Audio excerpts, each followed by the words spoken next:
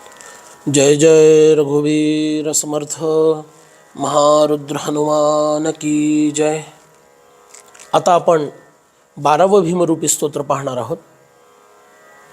ज्या ठिकाणी 13 भीमरूपी स्तोत्र मानली जातात तिथं हे 13वं सांगितलं आहे, पण हेच आपण 12वं यासाठी घेत आहोत की मागचं जे स्तोत्र झालं 11वं, त्या स्तोत्राला जोडूनच हे स्तोत्र म्हणण्याची पद्धत आहे संप्रदायामध्ये,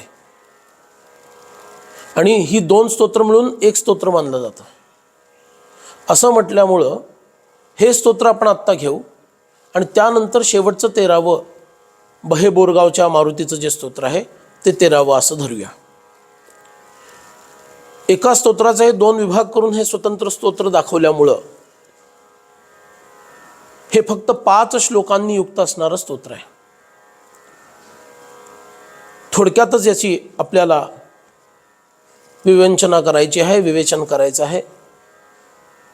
आणि त्याची सुरुवात अशी आहे, भीम भयानक तो शिकलावी, भडकला सकळा भडकावी, वरतरू वरता तडकावी, बळकटा सकळा धडकावी।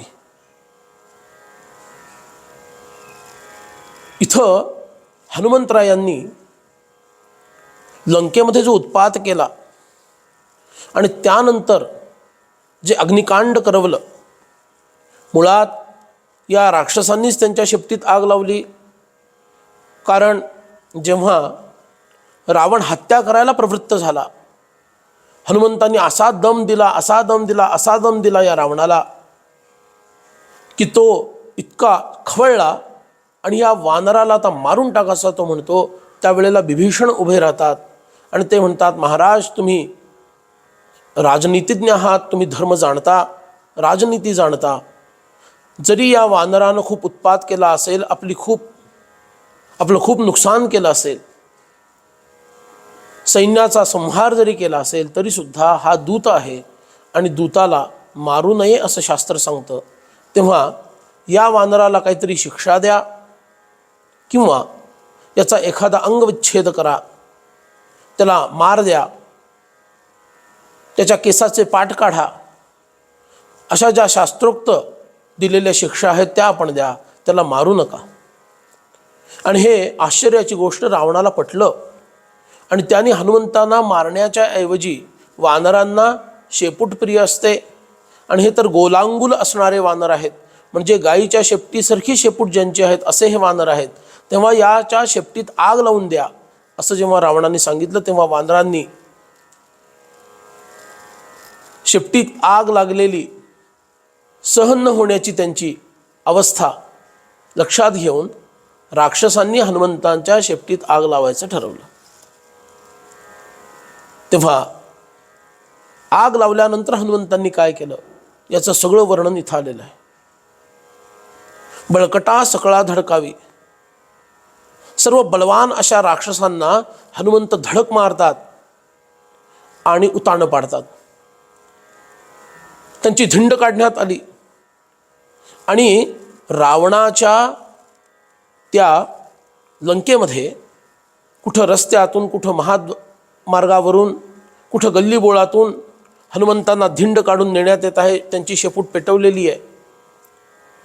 सीतामाईंच्या कृपेनं, रामरायांच्या कृपाशीर्वादानं शेपूट जरी पेटली असली तरी तिचा चटका मारुतीरायांना बसत नाही आहे, आणि म्हणून राम आणि सीता यांचं स्मरण करत हनुमान निघालेले आहेत। अग्निदेव वायुदेवांचे मित्र असल्यामुळे सुद्धा मला चटका बसत नाही अशी हनुमंतांची भावना आहे। माझ्या सर्व वानर मित्रांचा साधुवाद मला प्राप्त आहे, या सर्वांच्या कृपेमुळे मला चटका बसत नाही अशी हनुमंतांची भावना आहे। आणि त्यांना गल्लीबोळातून, महाद्वारातून सर्वत्र धिंड काढली आहे या पद्धतीनं फिरवण्यात येतं। हनुमान शांतपणे ते सगळं सहन करतात। याचं कारण रावणाचं अश्वदल कुठं आहे, गजदल कुठं आहे, रावणाच्या सैन्याची व्यवस्था कुठं लावलेली आहे, दारुगोळा कुठं ठेवलेला आहे, शस्त्रास्त्रांचे साठे कुठं आहेत, हे सगळं निरीक्षण करत करत करत हनुमान चुपचाप धिंड काढू देतात आणि फिरत राहतात। आणि एकदा का त्यांना जे जे म्हणून लंकेच्या आतल्या गुप्त गोष्टी पाहायच्या होत्या त्या सर्व गोष्टी त्यांनी पाहिल्या. आता ही धिंड पुढं चालू ठेवण्याचं काहीच प्रयोजन त्यांना वाटलं नाही आणि एकदम त्यांनी भुभुक्कार केला आणि बळकटा सकळा बडकावी. हनुमंतांनी बदडून काढलं राक्षसांना. इतकंच नव्हे तर बलवान बळकट अशा ज्या काही त्यांच्या इमारती होत्या, वृक्षवेली होत्या, या सगळ्यांना धडक मारून मारून मारून हनुमंतांनी ते जमीनदोस्त करून टाकलं. सकळ ते रजनीचर भारे, सकट बांधत पुच्छ उभारे, रडत बोलती वीरच सारे, न दिसताच बळे भुभुक्कारे. रजनीचर राक्षसांचे भारे म्हणजे काय? संख्येनं भरपूर असणारे हे राक्षस. सकट बांधत पुच्छ उभारे, सगळ्यांनी हनुमंतांना बांधलेलं आहे. हनुमंतांनी एकदम पुच्छ उभारलं, ते जळणारं जे पुच्छ आहे ते उभारलं आणि सगळे भयभीत झाले, दूर फेकले गेले, लांब पळाले. सकळ बोलती वीरच सारे, न दिसताच बळे भुभुक्कारे. अरे इतक्या दूर ते फेकले गेले की आजूबाजूला असणारे राक्षस हनुमंतांना दिसेना झाले. हनुमंतांनी प्रचंड मोठा भुभुक्कार केला, सगळी बंधनं तोडून टाकली आणि उड्या मारायला सुरुवात केली. हनुमंतांनी काय करावं? उडी मारावी आणि एका गल्लीच्या टोकावर असणाऱ्या त्या घरावरती उभं राहावं आणि शेपटीनं ते घर पेटवावं. गल्लीच्या शेवटपर्यंत जायची गरज नाही. वायुदेव ती आग शेवटच्या टोकापर्यंत पसरवण्याचं काम करतात. वायू तिथंच आहेत. जळतसे त्रिकुटाचल लंका, धरितसे रजनीचर शंका. त्रिकुटाचळ, या त्रिकुटाचळावरती सगळी लंका जळायला लागली. रजनीचरांना शंका यायला लागली की अरे हे वानर नेमकं आहे काय? हे वानर रूपामधलं दुसरं अन्य कुठलं तरी प्रचंड मोठा एखादा देव दानव तरी नाही आहे ना? कारण असं सामर्थ्य असणारं वानर आजपर्यंत आम्ही बघितलं नाही. रजनीचरांना शंका निर्माण झाली. रजनीचर भयभीत झाले. जळतसे त्रिकुटाचळ लंका, धरितसे रजनीचर शंका. उमजेवर घाला, अवचिता बुडवी सकळाला. हनुमंतांनी जणू काही सर्व राक्षसांना बुडवून टाकलं. त्या आगीच्या डोंबामागे सर्व राक्षसांना बुडवून टाकलं. कठीण मार विरास न साहे, रुधिरपूर महीवर वाहे. बहुत भूत भूतावळी आली, रणभूमीवर येऊन घाली. अमरते म्हणती वीर आला, नवल हे पुरले सकळाला.